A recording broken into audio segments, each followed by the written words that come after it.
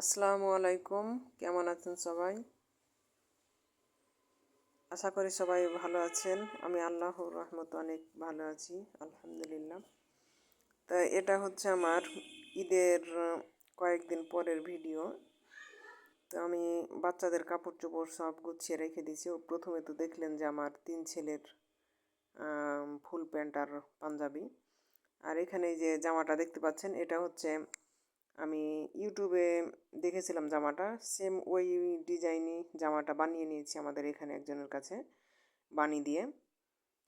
এই যে এটা হচ্ছে ওড়না, সেম ওভাবে বানিয়েছি, কিন্তু কাপড়ের কালারটা ওভাবে মিলেনি, কিন্তু ডিজাইনটা সেম ওভাবে বানিয়ে নিয়েছি। তো আমার জামাটা বানাইতে প্রায় 1800-র মতো খরচ হয়ে গেছে টোটাল। তো এখানে হচ্ছে আর একটা 3 পিস। এ জামাগুলো আমি এখন সবগুলো আয়রন করে রেখে দিব। যখন যেটা জামা উঠে, জামা বা 3 পিস উঠে, তখন সেটাই ভাইরাল হয়ে যায়। মানে 2-3 কোয়ালিটির বের হয়, এর মধ্যে তো ভালো মন্দ আছেই। এর আগে চেন চেন হাতের কাজ করা ওই জামাগুলো খুব মানে ভাইরাল হয়েছিল। এখন আবার এই যে হাতের কাজ করা লেসের এই জামাগুলা। তো এই যে জামাগুলো আমি আয়রন করে নিচ্ছি। বাচ্চাদের কাপড় চোপড় বা আমার হাজব্যান্ডের কাপড় চোপড় সবার কাপড় চোপড় আয়রন করা হয়, কিন্তু আমার নিজেরগুলাই করা হয় না আলসেমি করে। তো মাঝে মধ্যে কাপড় চোপড় একটু আয়রন করলে ভালো, মানে কাপড়টা নতুনের মতো দেখা যায়। আর ওই যে কাপড়ের সাইডটা, আমাদের জামার সাইডটা যে কুকচা হয়ে থাকে, ওটা মানে ঠিক হয়ে যায়। তো আমার আলসেমি করে ভাঁজ করা হয় না। আমি শুধু ক্যামেরাতে বন্দি করার জন্য আমি তাড়াহুড়ো করে আয়রন করছি। আমি অফ ক্যামেরায় এগুলো সুন্দরভাবে ভাঁজ করে নিয়েছি। মানে ভিডিও করতে করতে কেন জানি কাজ করা যায় না, এই জন্য আমি অফ ক্যামেরায়, আমি ভিডিওতে একটু শো করার জন্য একটু আয়রন করাটা দেখাচ্ছি, না হলে আমি অফ ক্যামেরায় ভালোভাবে আয়রন করে নিয়েছি জামাগুলা। তো এটা হচ্ছে আমার আর একটা 3 পিস, যেটা বানাইতে দিব। এটা হচ্ছে পায়জামার কাপড়, আর এটা হচ্ছে জামার ওখানে রেখে দিয়েছি, ওটা হচ্ছে ওড়না। তো ওর আব্বু বাড়ি এসেছিলো, তখন 2টা 3 পিস নিয়ে এসছে আমার জন্য। তো এটা বানা হয়নি।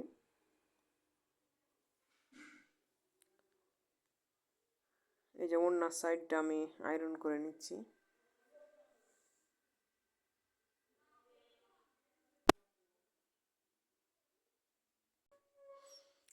আমি দিনের বেলা ভয়েস রেকর্ড দিলে পারে প্রচুর আওয়াজ পাবেন। আমার এখানে খুব ঘন বসত, আর প্রতিবেশী মানে চারিদিকের প্রতিবেশী খুব ঘন বসত। আমার বাড়ির চারপাশেই বাড়ি ঘর আছে, এজন্য আওয়াজ আসবে। আর এই যে আমার রোডের সাইডে বাড়ি, মানে একতাল ইটা ওটা বিক্রি করতে আসে।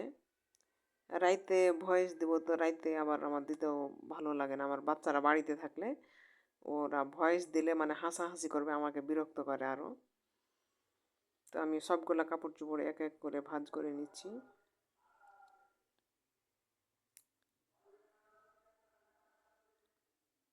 তো এই জায়গাটুকু আমার অন্ধকার হয়ে আছে, মানে ক্যামেরাটা তখন কাটা হয়নি। তো পরে আমি এডিট করার সময় কাটছিলাম, তো কাটা হয়নি, কাটতেই পারি না। মানে চেষ্টা করছি, 3-4 বার চেষ্টা করছি, কিন্তু কাটতে পারি না। এই জন্য আমি সরি, আমি খুবই সরি এই জন্য।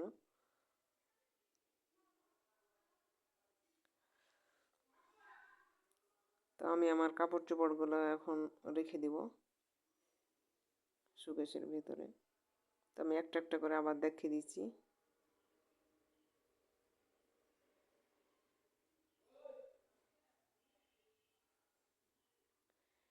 আমি ভয়েস দিতে আমার ভালো লাগে না, আমি কথাও বলতে পারি না, মানে খুব সহজে তাড়াহুড়া করে কথা বলতে পারি না, আমার কথা মনে আসে না।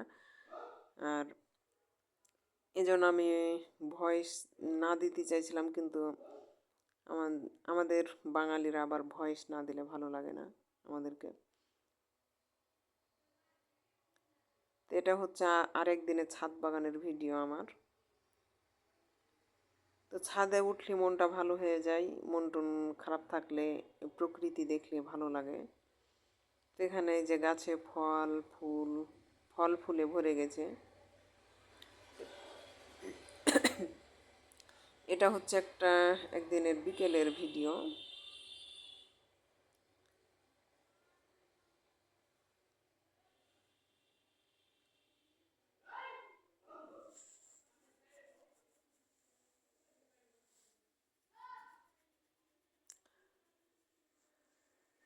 তো এই যে আমি এক এক করে গাছের ফলগুলোকে দেখাচ্ছি আপনাদের। এই সবেদা গাছটাতে অনেকগুলো ফুল আছে কিন্তু ফল সেট হয় না, একটাই ফল আসছে। আর এখানে এই যে অনেকগুলো চেরি গাছে ফুল আসছে, ফুলগুলো সব ঝরে পড়ে যাচ্ছে। এখন জানি না আল্লাহ কয়টা রাখবে, যেটা ভাগ্যতে আছে তো এটা থাকবে, তাছাড়া সব পড়ে যাবে। তো আমি আমার সম্পূর্ণ ছাদটাকে ঘুরিয়ে ঘুরিয়ে আপনাদের দেখাচ্ছি আমার বাগানে কি কি গাছ আছে। আমি ভয়েস দেওয়ার সময় আমি জোরে কথা বলতে পারি না, জোরে বলার চেষ্টা করি কিন্তু আমার জোরে কথা বলা হয় না। এখানে একটা বড় পেয়ারা গাছ আছে।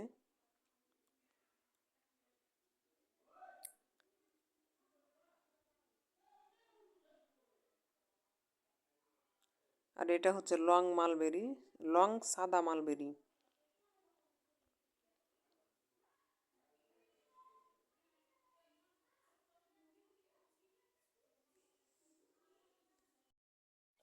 ড্রাগন গাছ লাগিয়ে দিলে আর কোনো পরিচর্যা যত্ন করা লাগে না, এমনিতেই এগুলো হয়ে যায়। কিন্তু এর ডাল ছাঁটাই করাটা বেশি ঝামেলা। এই যে আমি এখানে 4-5 বার এই যে ডালগালা ভেঙেছি, আবার ডাল বাঁধে গেছে। এই কিছুদিন আগে ডাল ভাঙছি, মানে কিছুদিন পর পর দেখে দেখে খালি ডাল ভাঙতে হবে, কেটে নিতে হবে ডাল। এই যে ছোট ছোট ডাল, এই যে আবার এক থোকা থেকে যে 3টে ডাল বের হয়েছে, এই যে 3টে ডাল এ গোড়া থেকে 3টে ডাল বার হয়েছে। এই যে এখান থেকে সবগুলা ডাল কেটে ফেলেছি।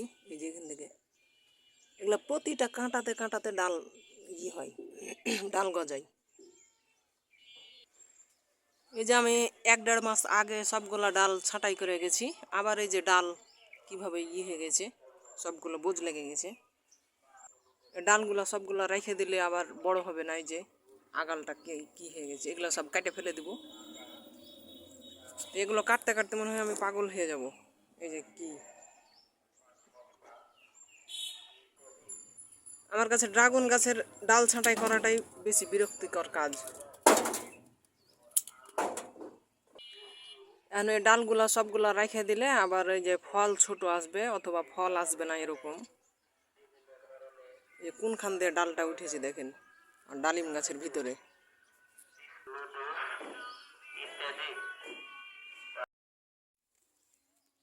এই যে দেখেন কত ছোট পাতা বের হয়েছে ফাঁকে, এগুলো কাটাও তো যায় না, মানে এগুলো কাঁটা লেগে যায় গায়ে।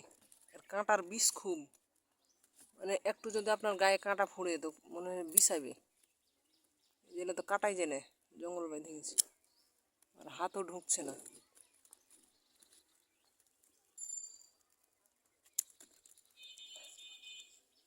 এই যে ছোট ছোট, এই যে ছোট দেখেন।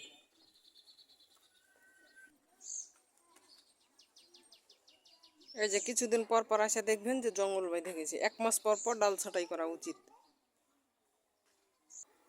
মোটা তাজা লম্বা সরু দেখে একটা ডাল রেখে সবগুলো ডাল ছাঁটাই করে ফেলে দিতে হবে। এই যে এগুলোর আগাল থোতা হয়ে গেছে, এগুলো বাড়বে না, এগুলো কেটে ফেলে দেবো। এই যে আমার রোজেলা ফুল। তো এই যে সেদিন জামা ভাঁজ করা দেখাছিলাম, এখন সবগুলা প্রতিটা জামার আমি হাতাতে আর নিচে লেস লাগিয়ে দিয়েছি। জামার নিচে লেস লাগালে কেন জানি দেখতে খুব সুন্দর লাগে, মনে হয় যে কত দামি জামা। অনেকে হাতে লেস লাগা জামা পরে থাকে তো দেখতে ভালো লাগে, এই জন্য আমি নিজেই লেস লাগিয়ে নিয়েছি। আর ওটা হচ্ছে আরেকটা 3 পিস নিয়েছি।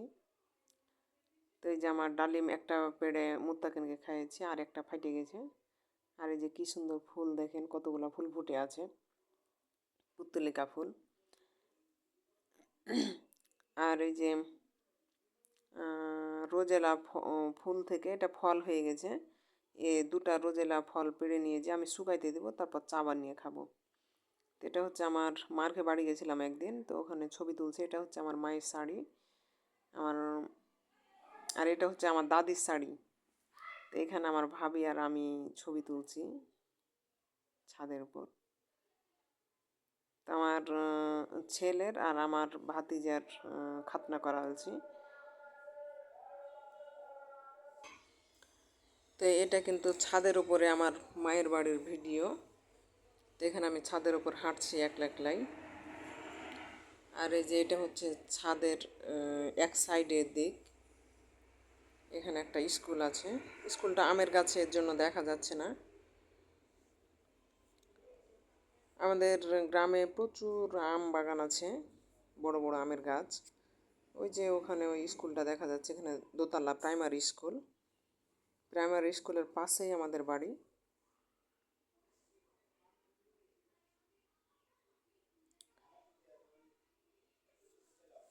আর আমি এই যে এ পাশে, এটা হচ্ছে আমাদের কান্টা সাইড, এর ওই পাশে আর কোনো বাড়িঘর নাই।